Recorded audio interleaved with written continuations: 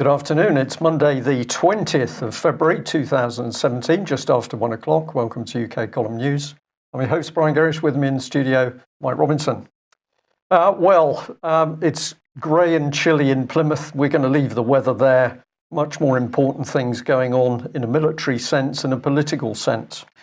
Well, indeed, because Theresa May, as we know, has been talking about hashtag Global Britain. This is the new policy. We're going to be truly global. For the rules-based order. For the rules-based international order, and nowhere more so than with defence. So we are now promoting our international engagement. Now this is Britain's diplomatic and military strength abroad is going to help enhance UK security and prosperity. And that's according to both the Defence and Foreign Secretaries. So this is great news. They've launched what they're describing as an ambitious framework, which is going to increase cooperation with partners across the globe and keep Britain safe.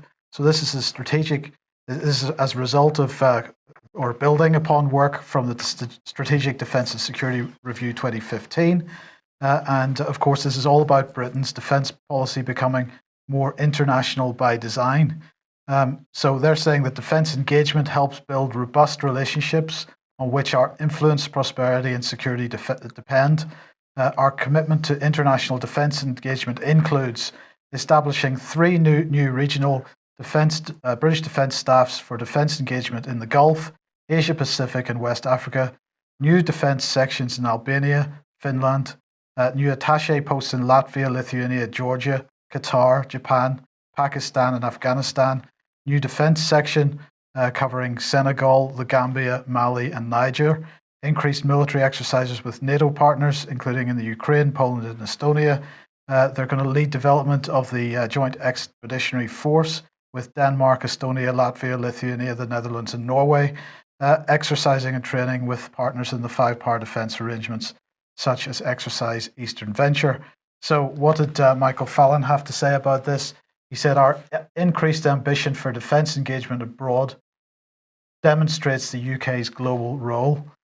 He said, whether it's by increasing our military expenditure in the Middle East, training Nigerian forces in maritime security, or RAF Typhoons exercising over South Korea, Britain is committed to working internationally to protect our people and interests.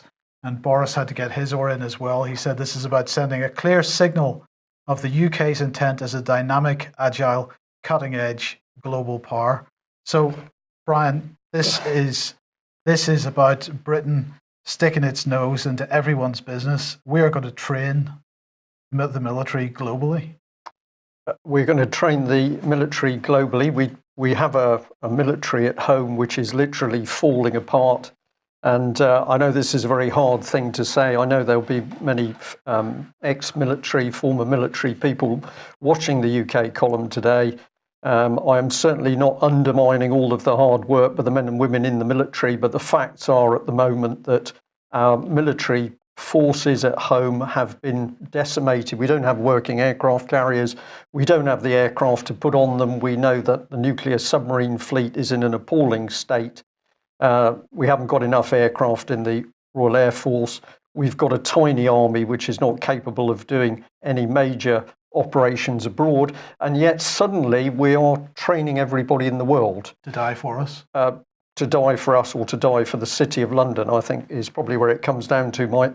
But this is just astonishing that UK, that can't run its own country, we've only got to look out the window as everything around us is falling apart. And yet suddenly, Michael Fallon, I'm not sure what his expertise is, health centres, health clubs, I think it is, or something like that, gyms. He's on a world stage saying that we're going to get our noses into every other military force to what might control them for our best interests.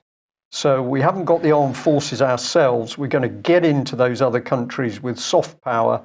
We're going to train. That means get into the command and control structure and take over these organisations. This is very, very dangerous business.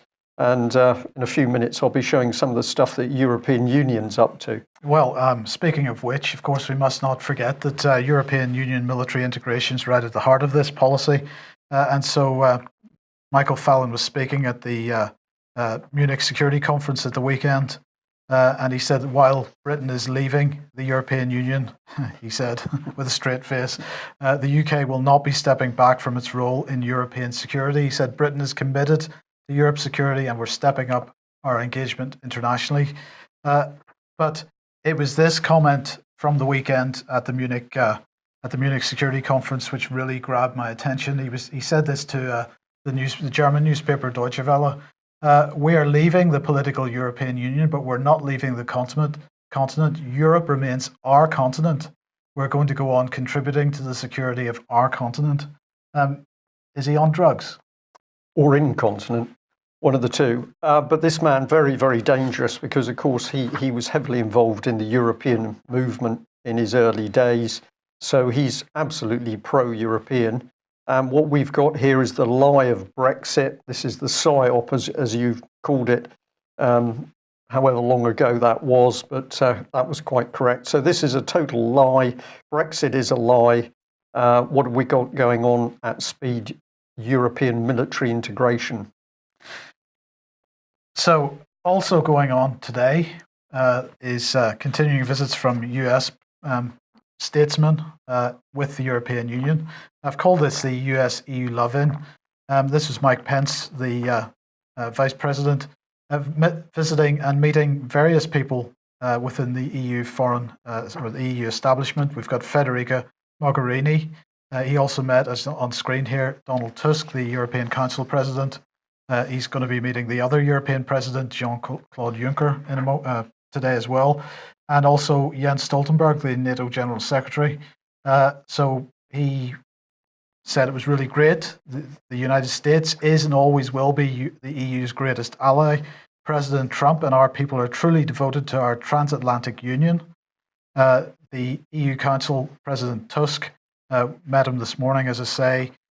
He said that reports of the death of the West have been greatly exaggerated. Of course, that was the theme of one of the themes of the Munich Security Conference. He said that there's room to improve the transatlantic military cooperation. He said that NATO is not obsolete, however, and he said that Mike Pence had agreed with him that the US and the EU needed to improve security measures, and so it went on. Pence himself really positive about the European Union, what a fantastic organization it is, what a fantastic institution it is, that the US and the EU share common values, that they're committed to goals, that they have to be strong and united in confronting the threats to Europe, and so on. So it really was a bit of a love-in, Brian. Yeah, it was, and the EU, according to him, had just started as a sort of trading vehicle. He didn't mention Alan Dulles and some of those early meetings when American money was pouring in, of course, to help create the European super state vehicle, supranational state. This was all just careful little snippets. It was just a trading organization that got bigger and better. Spin. Well, let's have a look behind the scenes. Now, we had some really astonishing information which came in on Friday, and it is around the gentleman top left in your screen, Dr. Charles Tannock. This is a Tory MEP, and he's suddenly released a paper which is astonishing. Now, what I've got on screen is part of a tweet that I put up alerting people about this, but in the centre one, where he's having what appears to be a love-in with Ms. Mogherini, what it says is it's talking about the common security. This is the common security and defence policy for Europe. It's facing a challenge set up after the Amsterdam Treaty in 2001. The Political and Security Committee is the main body for transmitting EU member state foreign policy decisions to EU institutions and receives input from the, quote, European Union military. So above Mogherini's head there is the first statement where they are absolutely admitting to an integrated European defence military. And we've just seen from Fallon that UK is absolutely part of that. And then on the right-hand side of the screen, this is astonishing. Officials mention the war in Ukraine as being a game changer for European policy, in that the EU was for the first time seen as a leading actor So here we've got the EU crowing that the war in Ukraine was helpful to EU policy. And I think this fully supports our assertions that the EU was itself working on the ground to help stir up that violence. And why did the EU want it? Because it helped the EU be seen as a game changer, and EU to be seen as a leading, quote, actor. But if we go down to the bottom, it says if NATO does weaken under the Trump administration, either through deliberate US policy or by passive neglect, or if the European nightmare of a Putin-Trump understanding does materialize, then the common security and defense policy will become even more significant. So there is the European Union crowing over the fact that it's helped create a war in Ukraine. Why did Europe want that war in Ukraine? Because it bigged up the European Union itself. And then we have a Tory MEP crowing that Europe, the European nightmare, is for there to be some sort of rapprochement, some sort of peace agreement between Trump and Putin. This is unbelievably dangerous stuff. We've got the European Union showing its hand, prepared to create wars and violence in order to further the rise of the EU supranational state. I don't know how clear it's got to get, Mike, but no. This document, which we're going to look into in more detail, spells it all out. It's on a plate. This is dangerous, dangerous stuff. Okay, so Donald Trump then. The British Parliament is going to have a debate this afternoon as a result of the two e-petitions. Of course, the two e-petitions, one saying that Trump should not be allowed to make a state visit to the United Kingdom. So that one said Donald Trump should not be allowed to enter the UK in his capacity as head of US government, and he should not be invited. He should not be invited to make an official state visit because it would cause embarrassment to Her Majesty the Queen. The other one said that Donald Trump should be allowed to make a state visit. Well, the government responded by saying that they believe that the President of the United States should be extended the full courtesy of a state visit, and that therefore they disagree with the first petition. Well, there's going to be a debate about that in Westminster Hall today, the 20th of February at 4:30 p.m. It is going to be live streamed on the parliamentlive.tv website if anybody is in the slightest bit interested in listening to these people discuss this issue. But the government has made its position clear, and I don't think the debate is going to produce any alternative result. Yeah. What a state of affairs, though. Indeed. Okay, well, let's turn our attention to this, which is Sunday's Mail on Sunday. The headline is about Ted Heath being a paedophile, but we're going to start by delving inside the paper to this particular article, which is all about nuclear safety. Revealed UK's nuclear alert. Safety watchdog makes a mockery of the MOD's claim of just 27 incidents, 14 serious accidents, 22 incidents. On and on it goes with a picture of a Trident missile firing on the right-hand side, and it says that wonky Trident missile and the colliding subs. Now, this article is a massive attack on the defence nuclear industry, and we're going to say that some of this may well be justified, but what we're interested in here is the accuracy of press reporting. We're interested in fake news. So here's the article, and let's have a look at part of it on screen, and I'll just highlight this bit here. It starts off, a chilling catalogue of more than 100 accidents involving Britain's nuclear weapons reveals for the first time how often we may have come close to disaster. The shock report by an independent nuclear watchdog documents 110 major alerts, 4 times higher than the Ministry of Defence has acknowledged. Among the incidents in the dossier by the Nuclear Information Service. So there we are. It says that this independent organisation, the Nuclear Information Service, has produced all of this information. Well, let's bring in the man. This is the man who wrote it, Mark Nichol. I noticed that all defence correspondents now, Mike, have to have a child on their lap, male or female. This is presumably to get over the cuddly image. But we'll leave that aside. So here he is, Mark Nichol, defence correspondent at the Mail on Sunday, author, Ultimate Risk, Last Round, Condor Blues in Iraq, Tribute, triathlete, husband, dad. So that's the man.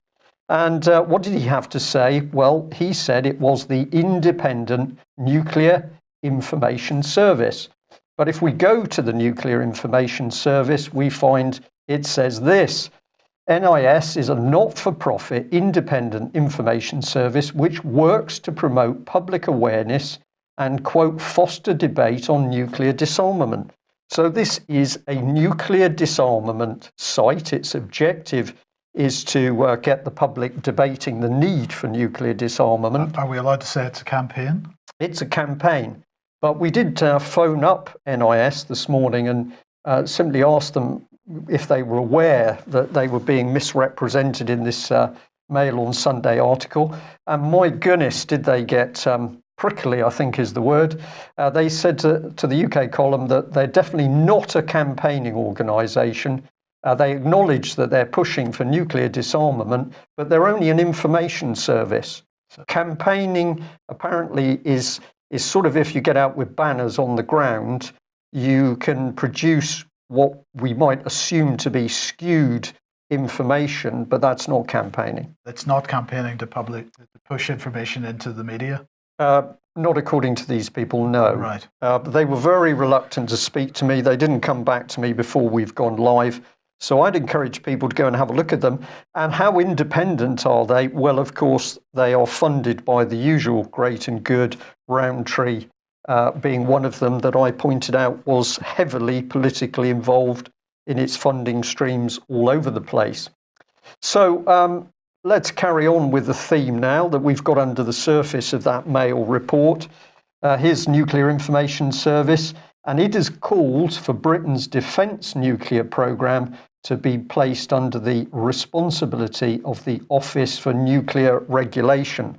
Now, this is where it gets interesting, Mike, because we're taking away military control of nuclear weapons and we're pushing it towards civilian control. We'll have a discussion on why that'll be in a moment. But let's have a look at the Office for Nuclear Regulation. And I went to their website, and the first lady who came up was their chief executive. What experience do you think this lady has, Mike? Nuclear industry, do you think? You would have thought so. Well, you would have thought so, but she doesn't. She's previously worked for the big lottery. She's worked for Hull City Council. She's worked with disabled people. And now she's hopped across and she's running an organisation which is not only nuclear regulation, but NIS is pushing for her and her colleagues to monitor military. So at the moment they are regulating the Correct. energy generation through nuclear power. Yeah. But we are now going to hand over weapons to them as well. Well, I think this is what the undertone of that Mail article is about. Very devious stuff. Now, to be fair to the Office of Nuclear Regulation, they say, well, of course, she doesn't run the show. We have our own experts. So we've got the doctor here at centre screen, who is fully qualified in nuclear matters. That's Dr. Richard Savage. Thank you for that. And we've got this gentleman here. David Senior. And he gets interesting because, of course, if you look at his CV, he's been working closely with European nuclear matters. So if we follow the logic through, we have a massive article from the Mail. It starts out with a lie because it says the information they've used for the article is independent. Clearly it's not. It's come from what we would say is a campaign group. And now we're spinning that the nuclear weapons should be passed to a civilian organisation which just happens to have those European connections. Because there's so many safety issues with it being in the hands of the military, is that it? Well, all of a sudden, the military's become incompetent. The military can't run submarines. The military can't run aircraft carriers. The military can't do a number of things, which it did. This is very similar, Mike, to the NHS. NHS might not have been perfect, but we did have working medical facilities. Now we've got chaos. So organisations destroyed from the inside. I can't say that this lady, the chief executive, Adrienne Kelby, is common purpose, but all of her language is very much of a common purpose nature. And if we have a look at some of the things that she's interested in, she's been re-promoting this little bit, a lady called Rebecca Thorington from the Nuclear Industry Association, who's boasting that she's been to Romania to learn about the Romanian nuclear industry and its cultural history. That's all paid for by the Nuclear Industry Association. So we can't even run our nuclear facilities in UK. We've got to get people into Europe, learning from the Romanians. And then this is another comment which gives you an idea of what goes on in this lady's head. There's no hero coming. We need to drive the change ourselves. Adrienne Kelby, CEO at the Office for Nuclear, Organisation for Nuclear Regulation. So what change? At least you say she's a change agent. She's a change agent, and what change is she talking about? Now, if you're getting interested in what we are seeing, which we think starts with manipulation of the public mind by the Mail on Sunday, then let's get back into this article and have a look at this bit, because there's an embedded part to the article which is starring Prince Andrew there. And it's talking about nuclear weapons on board ships. Let's see whether there it is highlighted for you. And the Mail says the Royal Navy mistakenly took nuclear weapons to the Falklands War. Now, that's quite a statement, isn't it, Mike? Mistaken. We made a bit of a mistake. We didn't realise that we had these nuclear weapons on board. A little bit of a mistake. Well, when we spoke to the Office for I beg your pardon, that should be, I've got Office for Nuclear Regulation there. I've got to correct myself because we're back on NIS, stated to the UK column that the movement of these nuclear weapons was an operational decision. So we've now got a mismatch between the nuclear information data that was coming into the Mail and what they actually said they told the Mail. So where did the fakery come in? We don't know, but what I can say is it's pretty hard to believe that the military would have forgotten about some nuclear weapons on board ship. This is simply not possible. So the spin in this instance seems to have been put in by the Mail on Sunday. So we did phone the Mail on Sunday. They don't work on a Monday, but I'm told somebody should be in tomorrow. And hopefully they're going to be able to explain how this mix-up worked. But what we say is going on here is this is preparing the public for the fact that British nuclear weapons are already being moved over towards control by the French, and ultimately they are going to be passed to European control, and Germany will be the ultimate power in control of those weapons. Well, let's come back onto the Nuclear Security Conference. The Munich Security Conference, which is taking place over the weekend. A couple of things to highlight. Alex Thompson pointing out that Lindsey Graham, who was speaking there, had said that 2017 is going to be the year of kicking the Russians in the ass. So that's a nice sentiment from a so-called statesman. But Bill Gates was there, and he was telling everybody that the next epidemic, health epidemic, could originate on the computer screen of a terrorist intent on using genetic engineering to create a synthetic version of the smallpox virus. So the question in my mind was this Bill Gates pushing his vaccine program and using the threat of synthetic viruses created by some indeterminate terrorists with computers? Is that what he was up to there, or was it just generally creating a new fear program? Seeding, isn't it? It's seeding the news sphere with whatever his personal agenda. Who is this man? Well, exactly. So he also said getting ready for a global pandemic is every bit as important as nuclear deterrence and avoiding a climate catastrophe. Innovation, cooperation, and careful planning can dramatically mitigate the risks presented by each of these threats. And he said that we are quite likely to face such an outbreak within the next 10 to 15 years. So you kind of see a parallel here. We've got the BBC going into countries, fomenting warfare and violence, and then going back in later on to report on that. We've got the European Union allegedly going into Ukraine, creating regime change there, and using that as an excuse for EU military integration. And here we've got Bill Gates telling us that it's very likely we're going to face a global synthetic viral pandemic, some form of bioterrorism that's going to kill 30 million people in less than a year within the next 10 to 15 years. Where's the evidence? Well, there isn't any, but undoubtedly he's going to be there to provide the vaccine for that. So anyway, just as we can tell our audience today that we were smiling as we compiled the news today, because more and more of it is taking us into what we described as la-la land. Yes. It's becoming very difficult to keep a straight face because we're watching complete mayhem and nonsense unfold. And as we've already mentioned, Michael Fallon was at the Munich Security Conference as well.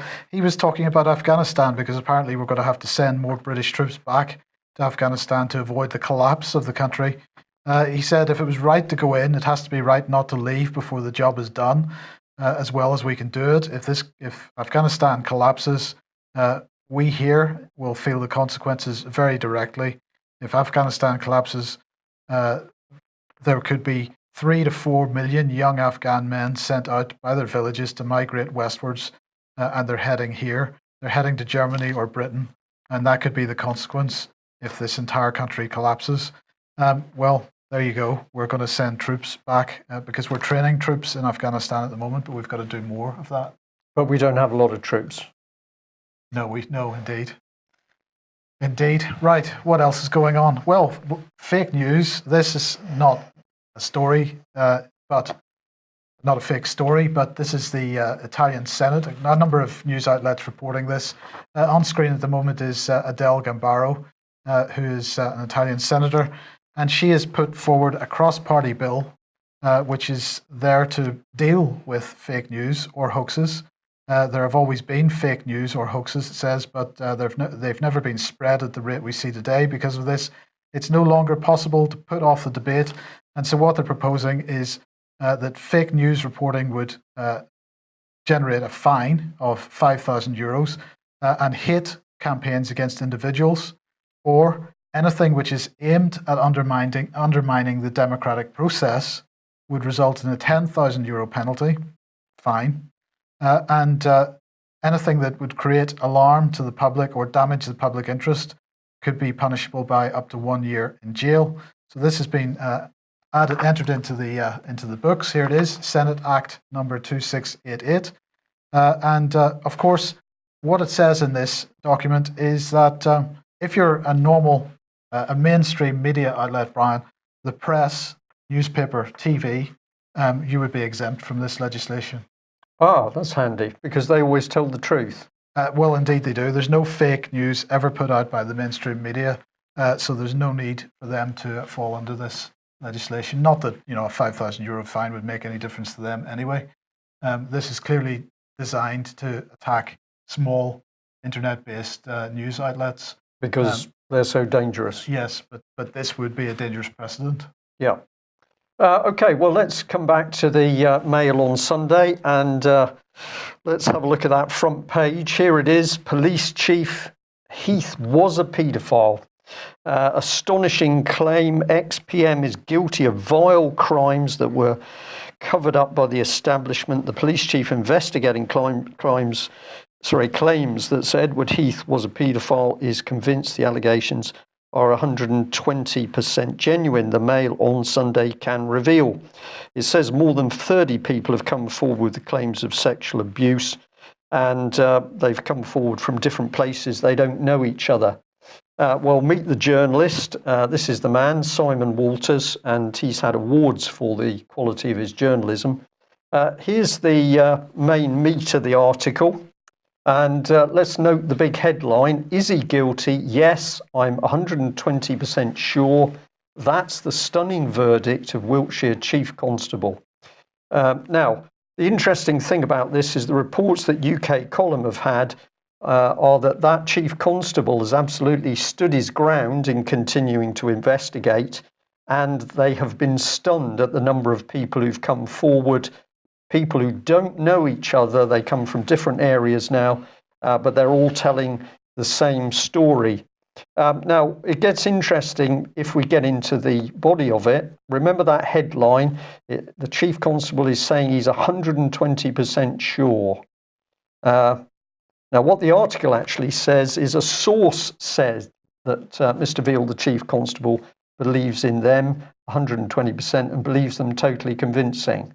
So it's not the Chief Constable that's saying this, it's a source.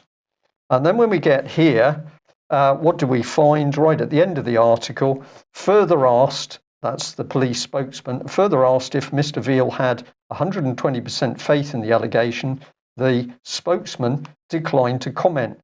So what we can't find in the article is anything to support the headline that the police chief said he was 120% sure.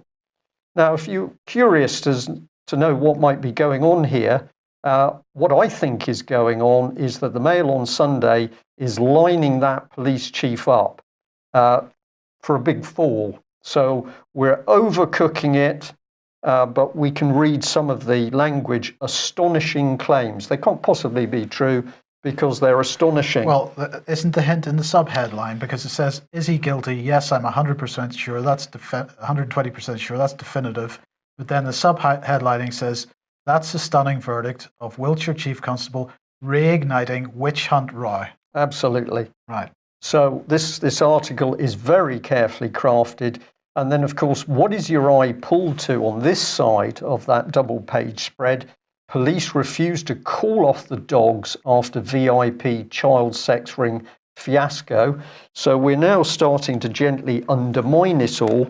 And there's a further embedded headline, a little bit difficult to see, bottom right-hand corner of your screen. And that says, Heath accuser is a satanic sex fantasist. So the article on the right-hand side of the page is all starting to undermine that there could possibly be anything of this sort going on. So actually, if you read those 2 pages, you're left in cognitive dissonance, absolutely. It's very, very interesting stuff. The the right-hand article, which is in a slightly yellowy colour in the paper, ends by saying this: Times writer and ex-Tory MP Matthew Parris dismissed the allegations, saying, if Heath was a child abuser, I'm an aardvark. So I think there's some very, very dirty journalism going on here by the Mail on Sunday. But we've got it going on with the paedophile story. Can't possibly be any paedophiles in government. And we've got it to do with the military and nuclear weapons. Total spin. So we'd like to just say, of course, no way there can possibly have been any paedophiles in Parliament. Certainly none in the Lib Dem party, because Nick Clegg, who was one of Leon Britton's European political boys, has said that we don't have sexual abuse in the Lib Dem party. And of course, there are no Labour Party MPs ever campaigned for the right to take sexual images of children. Well, there were a couple. Okay. What can we say? Right, what's next? Right, sorry, this should take it through to the government, yes. Which can't find the paedophiles, is now going to help us to parent. Indeed, because we know what's been going on in Scotland with the named person scheme, but helping parents to parent. This is a new report from the Social Mobility Commission, and the government saying that this research brings together evidence on parenting behaviours and the extent to which public policy can support parents. Public policy can have an impact on parenting behaviour and achieve positive outcomes for children, but there is currently a lack of evidence on what works, and this is according to this research by the Public Mobility Commission. They're saying that figures show that in the last decade, more than 2.5 million children in England, including over 580,000 children known to be eligible for free school meals, had not reached the government's definition of a good level of development by the age of 5. By the time students receive their GCSE results, around 32% of the variation in performance can be predicted based on indicators observed at or before the age of 5. So what they're absolutely saying is that what needs to happen, Brian, is these children aren't being developed properly between the age of 1 and 5. We've got to go in there. But of course, between the ages of sort of 0 and 5, this is the time that children are being vaccinated. And increasingly, some people would say that some children respond to the vaccines that they're getting these days by perhaps ending up on the autism spectrum. Yeah. But some people would also say that no child is actually getting away scot-free, and that perhaps we're seeing a few points knocked off intelligence, IQ scores as a result of this. This isn't proven, but certainly there should be research done on this. But that research was certainly not part of this report, this Social Mobility Commission report. This issue was not even looked at. So instead, what are they looking at? It's all about parenting style, and it's all psychological stuff. So we're going in and we're going to be teaching parents how to parent, and never mind what medical issues there may have been. Absolutely, Mike. But of course, the moment the social services get alongside the parents, there's a grave risk those children are going to be taken away from their parents. Just commenting on problems with children, we were told 2 or 3 years ago that some of the primary schools in South Wales had over 50% of the children had special needs, and the teachers were warned that they must not talk about that subject. So this is the reality of it. But of course, when you have the film Vaxxed coming up, where there is considerable evidence to say that vaccinations can present a danger, and there should be further investigation into the safety of vaccinations, then the government, of course, is absolutely turning on the originator of the report. And the other thing I will say is that we know from local reports in the southwest that where parents are perhaps in dire straits, they're starting to use food banks. The food banks staff are reporting the parents to social services, and then social services are coming in alongside the families on the basis that those children are suffering at the hands of the parents. So very, very dangerous state intervention.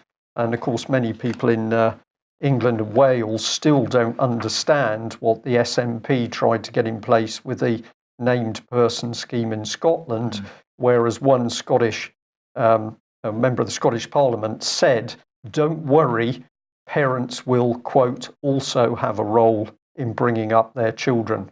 Also. Well, just before we finish on this, of course, it wasn't actually the Social Mobility Commission. It's their report. But the underlying research was done by an organisation called Family, Kids and Youth. And they describe themselves as one of the best known young people and children's research agencies. So this is about market research. We work for some of the leading names in child, youth and family markets. And again, this language of, the word market in the context of children and families, I find pretty disturbing. Well, and we have, of course, a child-based charity, which is itself called Core Assets, which I find pretty objectionable as well. So a market in children, that's the way it seems to be, or at least profit from children is what we start to see happening in UK. And we would say it's on a scale which is truly breathtaking. Well, we did say it was going to happen.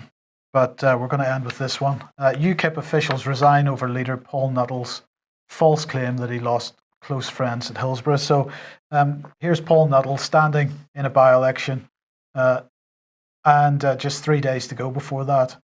And, he seems to be in hiding at the moment. His own website has said that for the last week or so. Site is offline for maintenance.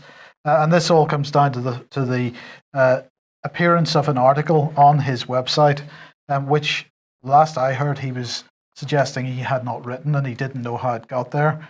But this article appeared on his website and made a claim that he had friends who had died as a result of the Hillsborough disaster.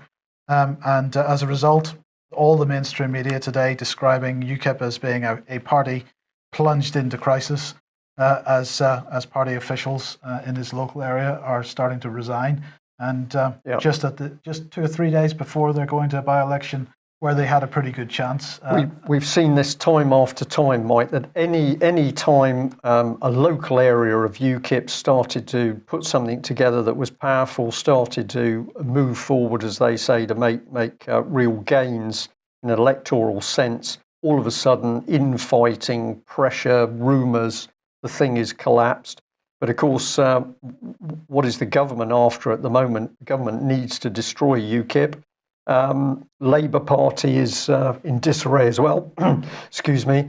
What are we left with? Tory dictatorship. Indeed. That's where we're going. I'm short of water. Excuse me. That helps a bit. Well, I would just say thank you very much to the team at Dartington that set up the conference at the weekend.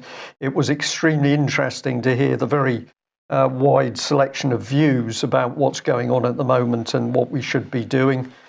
We've met some very nice people, and it was very good to talk to you all. And we'll also say a big thank you to people who are supporting the UK column with subscriptions and donations. We've got to be quite forceful in this. If you like what we're doing, you want the UK column not only to continue but to grow, then we need your help with subscriptions and donations. It has to be paid for. We need your help to do that. Perhaps you consider coming on board if you're not already a subscriber. That's it for today. We will be back at the same time tomorrow. Bye-bye. Bye-bye.